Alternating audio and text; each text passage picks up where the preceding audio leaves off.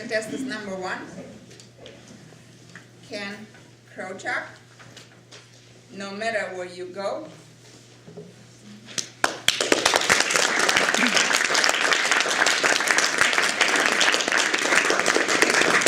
Ken Krawchuk.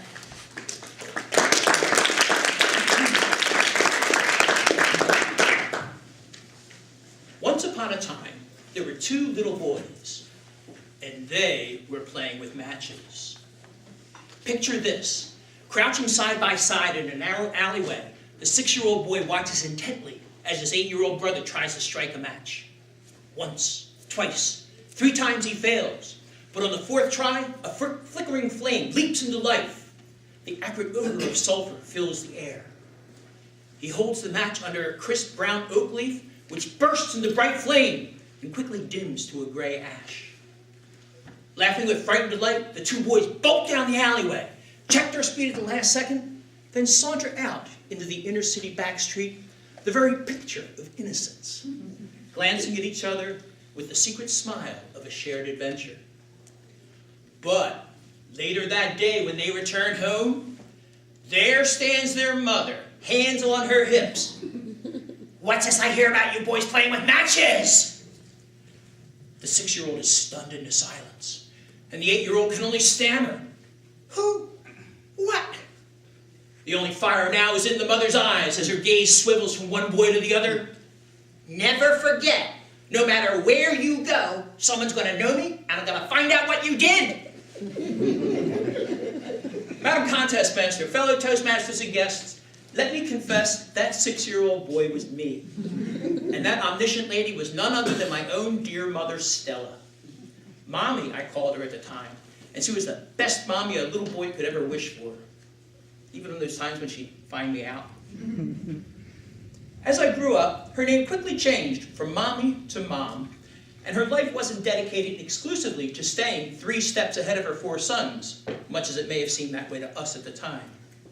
She was also a keeper of family tradition and a consummate hostess. She was never happier than when she presided over large holiday dinners with the extended family gathered all around her. She was also a peacemaker, never wanting to see any discord among family members, especially on those special occasions. But I remember one Easter morning when I was 17, when those endearing traits were sorely called into question. Now, Easter breakfast is one of the most cherished traditions in the Krawchuk family, stretching back innumerable generations back to the old country and beyond. That morning, almost 24 of us were seated around a large, well-appointed dining room table, heaped high with Polish delicacies, kibasi, holubczyk, płatki, babka, studeninja, and so much more. The air was a melange of their rich aromas, and the whole house echoed with the sybaritic celebration of the ending of Lent, when unexpectedly, the phone rang. Mom got up and answered it, listened for a minute, and looked directly at me, then said, "Thank you, Peggy," and hung up. Well, I could tell from that look that I was in trouble. But Mom just simply reclaimed her seat, and we went on with our wonderful breakfast. It wasn't until after the last guest left that she finally cornered me. "Remember that phone call? That was Mrs. Dealey, and you know what she told me? She said, 'Your son and my son were out in my garage last night smoking pot.'" No matter where you go. Fortunately for me, I was innocent of the charge. But think about what that said about Mom. There's no way she would have thought of ruining that perfect day, certainly not without hearing all sides. And when I did present my side, I'm not quite sure she believed me.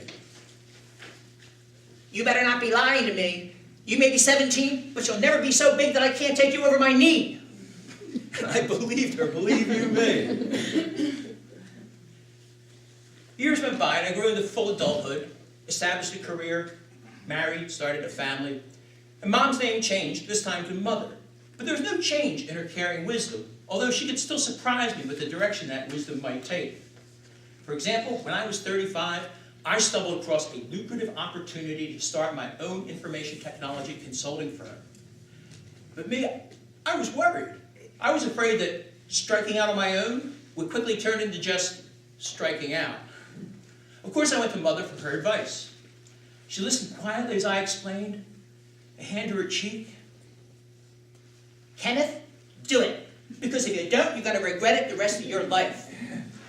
Well, I learned before I was 6 years old not to argue with my mother. So I quit my day job, hung up my shingle, and as it turned out, the venture was wildly successful. I was surprised.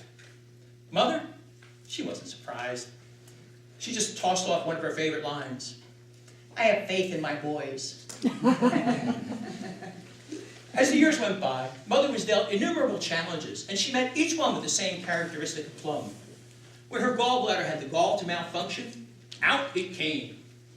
When her youngest son was diagnosed with cancer, she wore out 2 sets of rosary beads before God finally relented and handed down a miracle cure. When her husband passed away, nearly 100 people turned out for the luncheon to celebrate his life, and she presided over that gathering with the same calm confidence as if it were Easter breakfast. And on her 87th birthday, not only did she preside over yet another Easter breakfast, she also ferried her infirm neighbor Leona to and from church beforehand.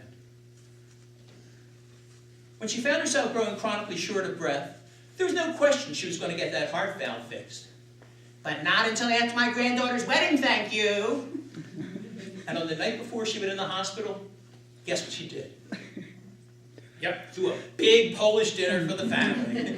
And for dessert, half humorously, she served up some final words. Nothing is more important than family, remember. So no matter what happens tomorrow, you boys stay together, you hear me? And the next day when she woke up in the recovery room, her eldest son was there to return the joke. Well, Mother, looks like you'll have to come up with some new last words. As it turned out, though, those last words would have to do. Complications set in, and 3 days later, her long years of giving came to a quiet end. We call her Saint Stella now, not merely because of the long saintly life she lived, but more for the blessings that she bestowed upon her family. And although she's moved on to claim her well-deserved eternal reward, there's no question she still looks down and watches over her 4 sons and their 6 wives, her 9 grandchildren and 11 great-grandchildren, and the one on the way, and her great-great-grandson.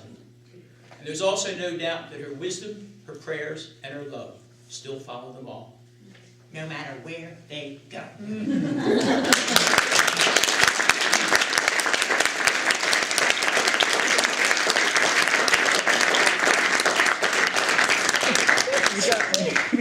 One minute of silence, please, for the judges' score.